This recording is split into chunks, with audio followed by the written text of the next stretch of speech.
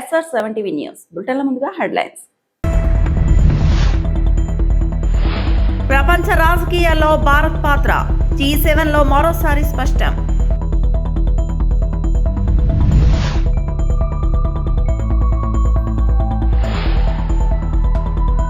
రంపచోడవరం నేతలతో వైఎస్ జగన్ కీలక సమావేశం.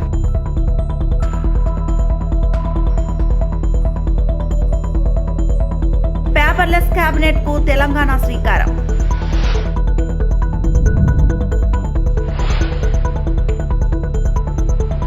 శ్రీవారిని దర్శించుకున్న మా ఇంటి బంగారం చిత్ర బృందం.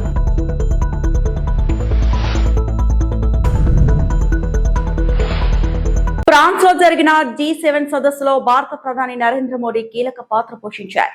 ప్రపంచ నాయకులతో ద్వైపాక్షిక సమావేశాలు నిర్వహిస్తూ అంతర్జాతీయ సవాళ్లు, ఆర్థికాభివృద్ధి, సాంకేతికత, భద్రత వంటి అంశాలపై భారత్ అభిప్రాయాలను ప్రపంచ వేదికపై స్పష్టంగా వినిపించారు.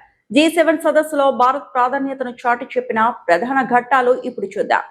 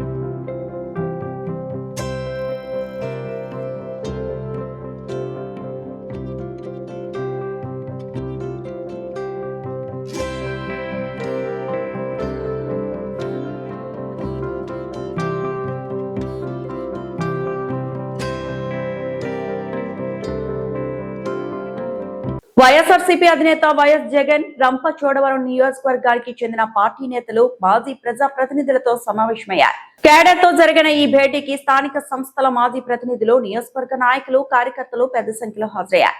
ఈ సందర్భంగా నియోజకవర్గంలోని నెలకొన్న ప్రజా సమస్యలు, అభివృద్ధి అంశాలు, అలాగే తాజా రాజకీయ పరిణామాలపై విస్తృతంగా చర్చ జరిగినట్లు సమాచారం. పార్టీ బలోపేతం, భవిష్యత్ కార్యాచరణపై కూడా కీలక అభిప్రాయాలు వ్యక్తమైనట్లు తెలుస్తోంది. ఏకంగా ఎప్పుడు కని విని ఎరగని విధంగా పరిపాలనలో మార్పులు కూడా తీసుకొచ్చు. మనం రాకమునుపు స్కూళ్ళు ఎలా ఉండేటివి, మనం వచ్చిన తర్వాత స్కూళ్ళు ఎలా మారాయి అన్నదానికి మీలో ఎవరికి మైక్ ఇచ్చినా కూడా నాకన్నా చక్కగా చెప్పగలుగుతారు. మనం రాకమునుపు హాస్పిటల్లో ఆరోగ్యశ్రీ పరిస్థితి ఎలా ఉండేది, మనం వచ్చిన తర్వాత హాస్పిటల్లో ఆరోగ్యశ్రీ పరిస్థితి ఎలా మెరుగైంది అన్నది నాకన్నా బాగా మీలో ఎవరికి మైక్ ఇచ్చినా కూడా నాకన్నా బాగా చెప్పగలుగుతారు. మనం రాకమునుపు వ్యవసాయం అన్నది రైతు ఎన్నెన్ని ఇబ్బందులు పడుతూ ఉన్నారు, మనం వచ్చిన తర్వాత రైతు ఏ విధంగా బాగుపడ్డాడు అన్నది నాకన్నా బాగా మీలో ఎవరికి మైక్ ఇచ్చినా కూడా చక్కగా చెప్పగలుగుతారు. మనం రాకమునుపు గ్రామ స్థాయిలో పరిపాలన అన్నది అందక, ఇంటికే వచ్చే పరిపాలనకైతే దేవుడెరుగు, పరిపాలనలో అందక, ఏ పథకము అందక ఎన్నెన్ని అవస్థలు పడాల్సిన పరిస్థితి, ఎవరెవరికి ఎంతెంత డబ్బులు ఇచ్చుకుంటే తప్పనిచ్చి పథకాలు అందని పరిస్థితి అన్నది ప్రతి ఒక్కరికి తెలిసిన పరిస్థితి నుంచి మన వైఎస్ఆర్సీపీ ప్రభుత్వం అధికారంలోకి వచ్చిన తర్వాత పాలన ఎలా మారింది, ప్రతి గ్రామంలోనూ సచివాలయాలు ఎలా వచ్చాయి, ప్రతి 50-60 ఇళ్లకు ఒక వాలంటీర్ వ్యవస్థ ఎలా వచ్చింది, పథకాలన్నీ కూడా పారదర్శకంగా ఎలా ఇంటి వద్దకే వచ్చాయి, పాలన అన్నది మన ఇంటి వద్దకు వచ్చి మన తలుపు తట్టి మనల్ని ఏ రకంగా ఆలింగనం చేసుకుంది అన్నది మీలో ఎవరికి మైక్ ఇచ్చినా కూడా పరిపాలనలో వైఎస్ఆర్సీపీ ప్రభుత్వ పరిపాలన గురించి నాకన్నా చక్కగా మీరే చెప్పగలుగుతారు. ఇన్ని గొప్ప గొప్ప మార్పులు తీసుకొని రాగలిగినాం. విద్యారంగం అయితేనేమి, వ్యవసాయ రంగం అయితేనేమి, వైద్య రంగం అయితేనేమి, పాలన ఇంటి వద్దకే తీసుకొచ్చే పరిస్థితులు అయితేనేమి, ఆడవాళ్లకు భద్రత కల్పించే దిశ యాప్ లాంటిది తీసుకొచ్చి తోడుగా నిలబడడం అయితేనేమి, ప్రతి గ్రామంలోనే ఒక మహిళా కానిస్టేబుల్ గ్రామ సచివాలయంలో ఉండడం అయితేనేమి. తెలంగాణ ప్రభుత్వం డిజిటల్ గవర్నెన్స్ ను మరింత బలోపేతం చేస్తూ మరో కీలక నిర్ణయం తీసుకుంది. రాష్ట్ర మంత్రివర్గ సమావేశాలను ఇకపై పూర్తిగా పేపర్లెస్ విధానంలో నిర్వహించాలని ప్రభుత్వం నిర్ణయించింది. ఈ దిశగా ఐటీ శాఖ మంత్రి శ్రీధర్ బాబు ప్రత్యేక ట్యాబ్లను ముఖ్యమంత్రి రేవంత్ రెడ్డి, ఉప ముఖ్యమంత్రి మరియు మంత్రివర్గ సభ్యులకు అందజేశారు. ఈ ట్యాబ్ల ద్వారా ఇకపై కేబినెట్ సమావేశాల అజెండా, ప్రభుత్వ ఫైళ్లు, నిర్ణయాల వివరాలు అన్ని ఈ బుక్ రూపంలోనే మంత్రులకు అందుబాటులో ఉండనున్నాయి. పేపర్ వినియోగాన్ని తగ్గిస్తూ పర్యావరణ పరిరక్షణతో పాటు వేగవంతమైన పరిపాలన లక్ష్యంగా ఈ నిర్ణయం తీసుకున్నట్లు ప్రభుత్వం తెలిపింది. డిజిటల్ టెక్నాలజీ ఆధారంగా నిర్ణయ ప్రక్రియను మరింత పారదర్శకంగా, సమర్థవంతంగా మార్చే దిశగా ఇది కీలక ముందడుగుగా భావిస్తున్నారు. మంత్రివర్గ సమావేశాల్లో ఇకపై సంపూర్ణ డిజిటల్ విధానం అమల్లోకి రానుంది.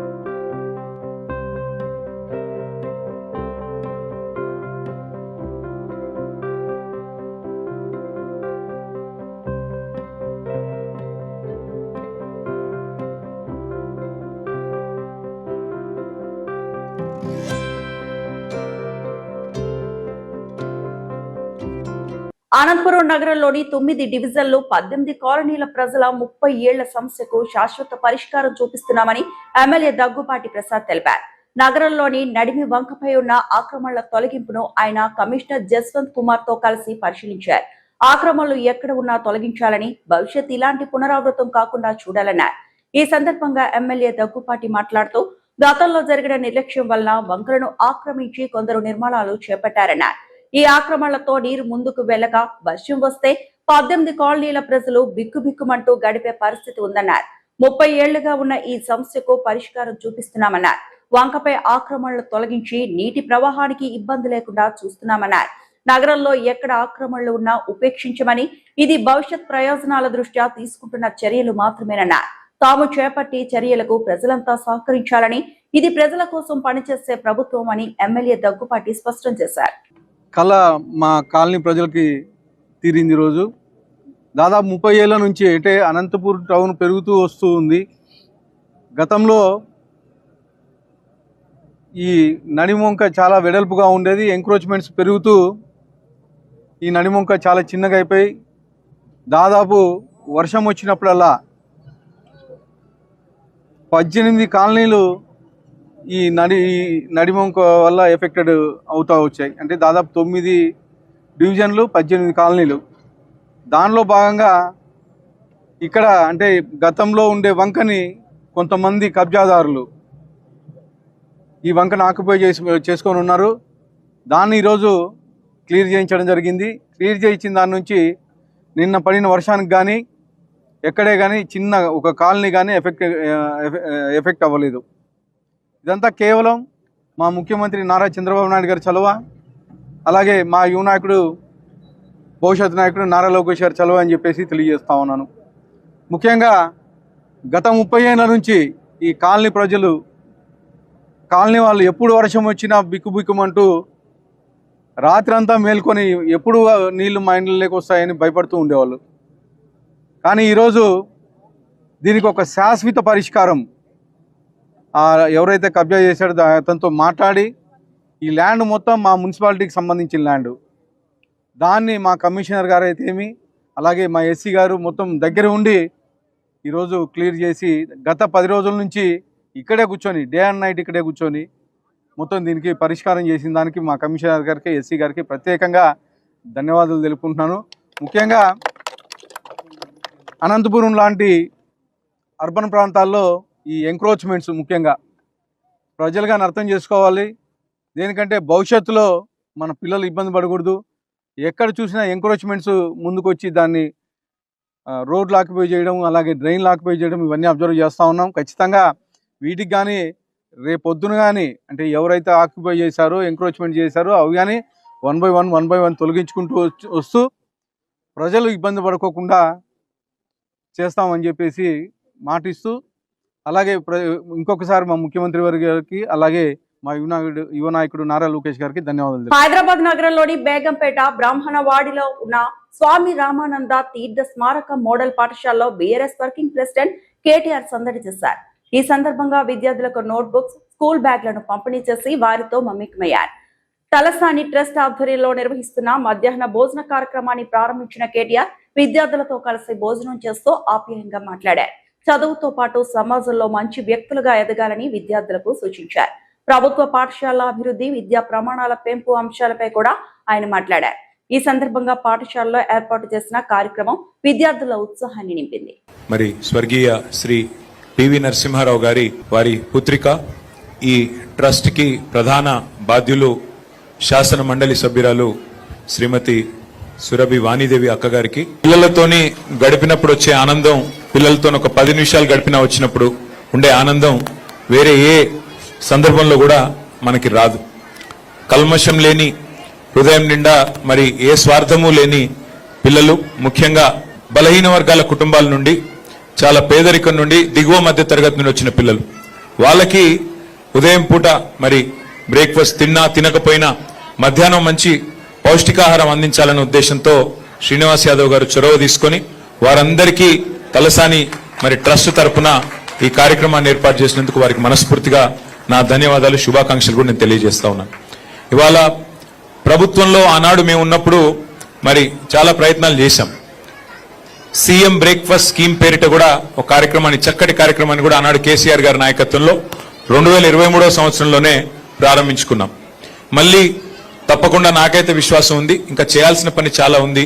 తప్పకుండా మళ్ళీ అవకాశం వస్తుంది, వచ్చినప్పుడు ఇంకా మెరుగ్గా పనిచేయాలన్న ఆలోచన కూడా ఉంది. నేను ఇప్పుడే వాణిదేవి గారికి కూడా చెప్తా ఉన్నా, శ్రీ రామానంద తీర్థ మోడల్ మెమోరియల్ స్కూల్ ఏదైతే ఉందో ఇక్కడ మీకు ఇంకా ఏమైనా కావాలన్నా అడిషనల్ క్లాస్ రూమ్స్ కానీ, లైబ్రరీస్ కానీ, ఇంకా ఇతరత్ర కానీ ఏమి కావాలన్నా దయచేసి నాకు కానీ శ్రీనివాస్ యాదవ్ గారికి అని చెప్పినట్టయితే పూర్తి బాధ్యత మేము తీసుకుంటామని చెప్పి కూడా వారికి తెలియజేస్తా ఉన్నాను. ఒక 3 ఎకరాల విశాలమైన ప్రాంగణంలో చక్కటి స్కూల్ ఉంది, మంచి ప్లేస్ ఇది. కాబట్టి ఇక్కడ ఏ అవసరం ఉన్నా స్థానికంగా వారు ఉన్నారు శ్రీనివాస్ యాదవ్ గారు, అదనంగా నేను కూడా మీ సోదరుడిగా మీరు ఏ ఆదేశం ఇచ్చినా తప్పకుండా ఇక్కడ ఇన్ఫ్రాస్ట్రక్చర్ కానీ ఇంకా అడిషనల్ కెపాసిటీ కానీ పెంచేదానికి మీరు ఏం చేయమంటే కూడా మీరు ఆదేశం ప్రకారం చేస్తామని చెప్పి తెలియజేస్తూ నేను పిల్లలకు చెప్పేది ఒకటే. అంతర్జాతీయ యోగా దినోత్సవాన్ని పురస్కరించుకొని నిర్వహిస్తున్న యోగాంధ్ర 2026 కార్యక్రమంలో భాగంగా అనంతపురం జిల్లా తాడిపత్రిలోని ప్రసిద్ధి శ్రీ బుగ్గ రామలింగేశ్వర స్వామి ఆలయ ప్రాంగణం యోగా సందడితో కలకల్లాడింది. జిల్లా కలెక్టర్ ఆనంద్ పాల్గొని యోగాసనాలు చేస్తూ అందరిలో స్ఫూర్తి నింపారు.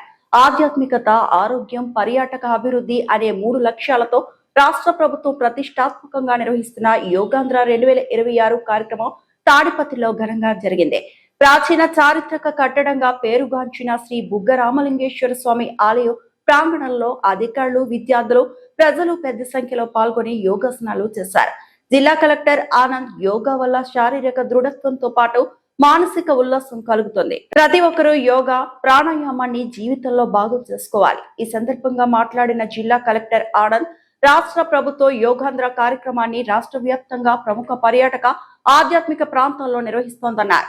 అరకు, గండికోట వంటి ప్రాంతాలతో పాటు తాడిపత్రి వంటి చారిత్రక దేవాలయాల ప్రాధాన్యాన్ని రాష్ట్ర ప్రజలకు తెలియజేయాలనే ఉద్దేశంతో ఈ కార్యక్రమాన్ని ఇక్కడ నిర్వహిస్తున్నట్లు చెప్పారు. ఈరోజు భాగంగా మెగా యోగా డెమాన్స్ట్రేషన్ చేయడం జరిగింది. మనకు ఐడివై భాగంగా ప్రోటోకాల్ ప్రకారం రాష్ట్ర వ్యాప్తంగా 50 ఐకానిక్ టూరిజం డెస్టినేషన్స్ లో ఇట్లా యోగా కార్యక్రమాలు చేపడుతున్నాము. 2 ఉద్దేశంతోనే చేస్తున్నాము. ఒకటి ఏంటంటే మన యోగా మీద ఉన్న అవగాహన అందరి దగ్గర పెంచుకోవడము, రెండోది మన దగ్గర ఉన్న టూరిజం ప్లేసెస్ జనాలకి బయట అవేర్నెస్ వచ్చినట్టు. ఎందుకంటే ఇట్లాంటివి కార్యక్రమాలు టూరిజం డెస్టినేషన్లో జరిగినప్పుడు దీనికి సంబంధించిన న్యూస్ అదేవిధంగా ఇన్ఫర్మేషన్ అన్నీ కూడా ఎక్కువ మంది జనాలకి వెళ్ళడానికి అవకాశం ఉంటాయి. సో దయచేసి అంటే ఈ యొక్క IDY అంటే మనకి ఎలాగో ఇంకా నెక్స్ట్ ఒక 2 daysలో ఇంటర్నేషనల్ డే ఆఫ్ యోగా రాబోతుంది. జిల్లాలో ఉన్న ప్రతి ఒక్కరికి నా విన్నపం ఏంటంటే దయచేసి ఈ యోగా కనీసం ఒక్కసారి అయినా ట్రై చేయాలి. ఎందుకంటే ప్రతి ఒక్కరు జిల్లాలో 25 లక్షల జనాభా ఉంది. జిల్లాలో ప్రతి ఒక్కరు కనీసం ఈ IDY భాగంగా కనీసం 1 రోజు 2 రోజైనా ట్రై చేయాలని కోరుతున్నానండి. కనీసం కొంతమంది అయినా ఇది కంటిన్యూ చేసినట్లయితే అయితే మనం ఈ యొక్క అవేర్నెస్ కార్యక్రమం చేసిన దీనికి కొద్దిగా లబ్ధి పొందుతాయని అనుకున్నాము.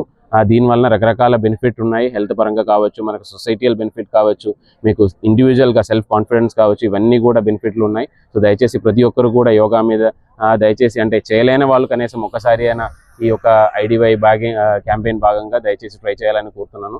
జిల్లా వ్యాప్తంగా విలేజ్ లెవెల్ నుంచి జిల్లా స్థాయి వరకు కూడా IDY భాగంగా యోగా కాంపిటీషన్లు చేపట్టడం జరిగింది. దాంట్లో ఎవరైతే గెలిచిన వాళ్ళని అందరినీ కూడా స్టేట్ లెవెల్ కూడా పంపించడం జరుగుతున్నాయి. ఇదే కాకుండా ట్రైనింగ్ సుమారుగా 3 లక్షల మంది దాకా జిల్లా వ్యాప్తంగా ట్రైనింగ్ కూడా చేస్తున్నాం. అంటే అట్లీస్ట్ ఒక్కసారి అయినా వాళ్ళకి యోగా మీద అవగాహన కల్పించాలి. ఒక్కసారి అయినా ట్రైనింగ్ పాల్గొన్నట్లయితే వాళ్ళు స్వయంగా వాళ్ళ ఇంట్లో కూడా చేయడానికి అవకాశం ఉంది. ఎటువంటి ఇన్వెస్ట్మెంట్ లేకుండా మన ఓన్లీ టైం మాత్రమే ఇన్వెస్ట్ చేసుకుంటే మన హెల్త్ ఇంప్రూవ్ చేయడానికి అవకాశం అనే ఒకే ఒక అవకాశం యోగా ద్వారానే దొరుకుతాయి. మిగిలిన మీరు జిమ్ చేయాలనే ఏదో ఒక గేమ్ ఆడాలంటే దానికి సంబంధించిన ప్రాప్స్ కానీ లేదంటే అడిషనల్ మెటీరియల్స్ కావాల్సిన అవసరం వస్తుంది. దీనిలో ఒకటే కావాల్సిందంటే మీ టైం ఇచ్చినది అయితే మాత్రం ఇంకా ఎటువంటి అడిషనల్. కర్నూలు జిల్లా పశ్చిమ ప్రాంతానికి RDS ద్వారా సాగు త్రాగునీరు అందించడంలో తెలంగాణ, కర్ణాటక ప్రభుత్వాలు అడ్డు చెప్పవద్దని తెలుగుదేశం పార్టీ రాష్ట్ర కార్యవర్గ కార్యదర్శి పాలకుర్తి తిక్కారెడ్డి విజ్ఞప్తి చేశారు. కృష్ణా నది మేనేజ్మెంట్ బోర్డు ఇటీవల RDS కాలువలను పరిశీలించిన నేపథ్యంలో ఆయన ఈ వ్యాఖ్యలు చేశారు. ఇటీవల కృష్ణా నది మేనేజ్మెంట్ బోర్డు అధికారులు RDS లెఫ్ట్ రైట్ కెనాల్ ను పరిశీలించారు. ఈ కార్యక్రమంలో కర్ణాటక, తెలంగాణ, ఆంధ్రప్రదేశ్ ఇరిగేషన్ అధికారులు పాల్గొన్నారు. ఈ సందర్భంగా కర్ణాటక ప్రభుత్వం కొనసాగిస్తున్న జల దోపిడీపై తెలంగాణ అధికారులు తమ అభిప్రాయాలు వెల్లడించినట్లు పాలకుర్తి తిక్కారెడ్డి తెలిపారు. బాచావత్ ట్రిబ్యునల్ సూచనల మేరకు కర్నూలు జిల్లా పశ్చిమ ప్రాంతానికి RDS ద్వారా 4 TMCల నీటిని వినియోగించుకునే హక్కు ఉందని పేర్కొన్నారు. ఇప్పటికే తుంగభద్ర ఎగువ ప్రాంతంలో కర్ణాటక అనేక ప్రాజెక్టుల ద్వారా దిగువ ప్రాంతాలకు రావాల్సిన నీటిని వినియోగించుకుంటుందని ఆయన ఆవేదన వ్యక్తం చేశారు.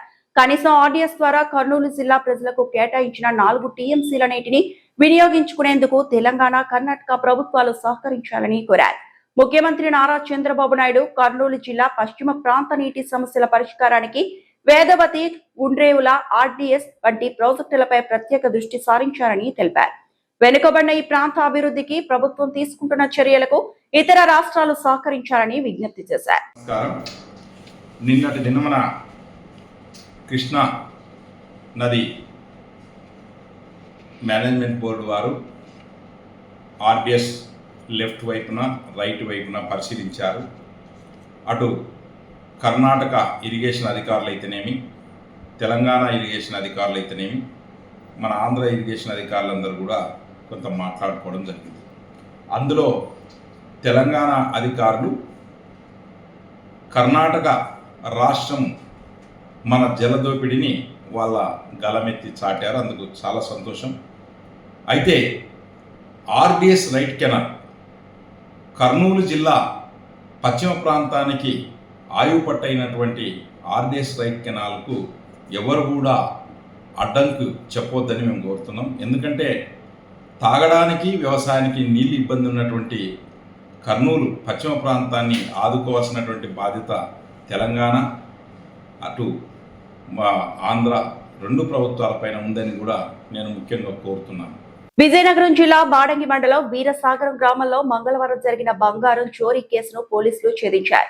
దీనిపై బుధవారం rural circle inspector S Srinivasarao, Badangi sub inspector Suryakumari media సమావేశంలో మాట్లాడుతూ వీరసాగరం గ్రామానికి చెందిన జాగరాణ శంకర్రావు, సుజాతలో మంగళవారం మధ్యాహ్నం పొలం పనికి వెళ్లిపోయారని, ఈ క్రమంలో సుజాత ఆడపడుచు దత్తిరేజేరి మండలం విజయరాంపురం గ్రామానికి చెందిన మరడ వసంత మధ్యాహ్నం 1 గంట సమయంలో శంకర్రావు, సుజాతల ఇంటిలో చొరబడి బీరువా తాళాలు పగలకొట్టి సుమారు 6 తులాల బంగారం వస్తువులను చోరీ చేసి వెళ్లిపోయిందని శంకర్రావు సుజాతలు ఇంటికి వచ్చి బట్టలు చెల్లాచెదురుగా పడి ఉండడం చూసి బంగారు వస్తువులను వెతికి చూడగా లేకపోవడంతో చోరీ జరిగిందని భావించి పోలీసులకు ఫిర్యాదు చేశారని వెంటనే పోలీసులు రంగంలోకి దిగి ఎవరెవరు ఆ సమయంలో వారి ఇంటి పరిసరాలు సంచరించారు అన్న విషయం తెలుసుకున్న తర్వాత మరలా వసంతపై అనుమానం వచ్చి ఆ గ్రామంలోకి వెళ్లి విచారణ చేయడానికి ముందు అక్కడి జంక్షన్ లో ఆమెను పట్టుకొని తనిఖీ చేయగా ఆమె వద్ద ఫిర్యాదుదారు వివరాల ప్రకారం అన్ని బంగారు వస్తువులు దొరకడంతో అరెస్టు చేసి కేసు నమోదు చేశామని తెలిపారు. విజయనగరం జిల్లా బాడంగి మండలం వీరసాగరం అనే విలేజ్లోని నిన్న డేహెచ్బి అయింది. పగటిపూట ఇంట్లోకి చొరబడి తలుపులు బద్దలు కొట్టి లోపలికి వెళ్ళి బీరువాలోని సుమారు 6 తులాల బంగారం పోయిందని రిపోర్ట్ రావడం జరిగింది.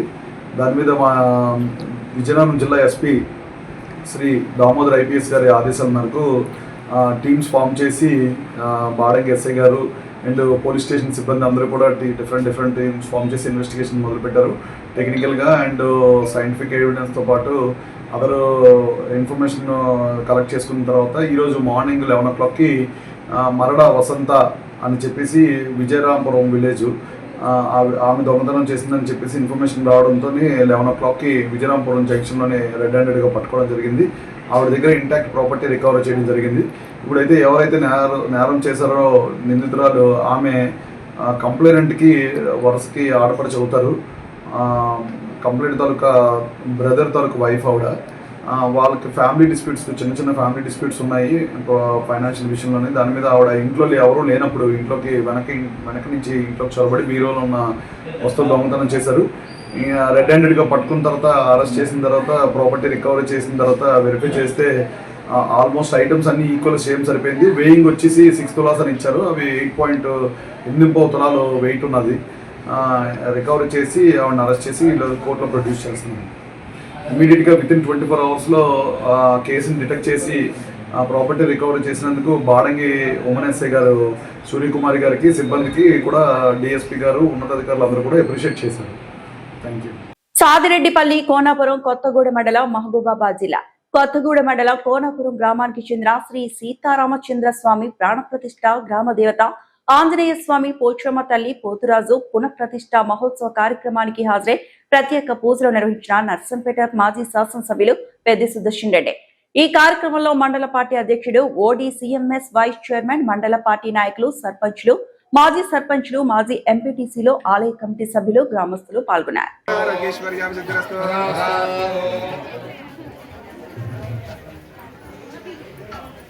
రాజకీయ అనుభవ ప్రాప్తి సిద్ధిరస్తు రాజేశ్వర్యాం సిద్ధిరస్తు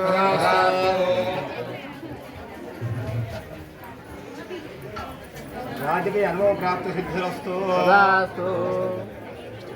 రాజేశ్వర్యాం సిద్ధిరస్తు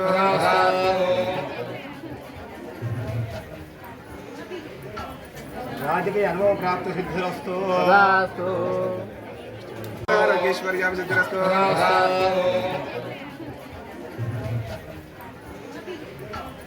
రాజకీయ అనుభవ ప్రాప్తి సిద్ధిరస్తు రాజేశ్వర్యాం సిద్ధిరస్తు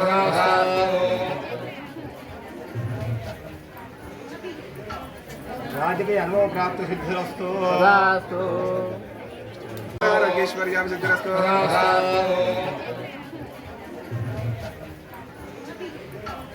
రాజకీయ అనుభవ ప్రాప్తి సిద్ధిరస్తు రాజేశ్వర్యాం సిద్ధిరస్తు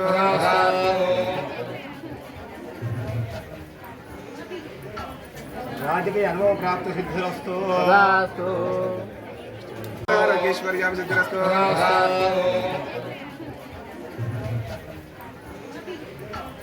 రాజకీయ అనుభవ ప్రాప్తి సిద్ధిరస్తు. తిరుమల శ్రీవారిని మా ఇంటి బంగారం చిత్ర బృందం దర్శించుకుంది. గురువారం వీఐపీ ప్రారంభ విరామ దర్శన సమయంలో నటి సమంత, ఆమె భర్త రాజ్ నిడిమోరు, నటి శ్రీముఖి, దర్శకురాలు నందిని రెడ్డి స్వామివారి సేవలో పాల్గొన్నారు. టీటీడీ అధికారులు వారికి స్వాగతం పలికి దర్శన ఏర్పాట్లు చేశారు. దర్శన అనంతరం రంగనాయకుల మండపంలో పండితులు వారికి ఆశీర్వచనం చేసి స్వామివారి తీర్థ ప్రసాదాలను అందజేశారు.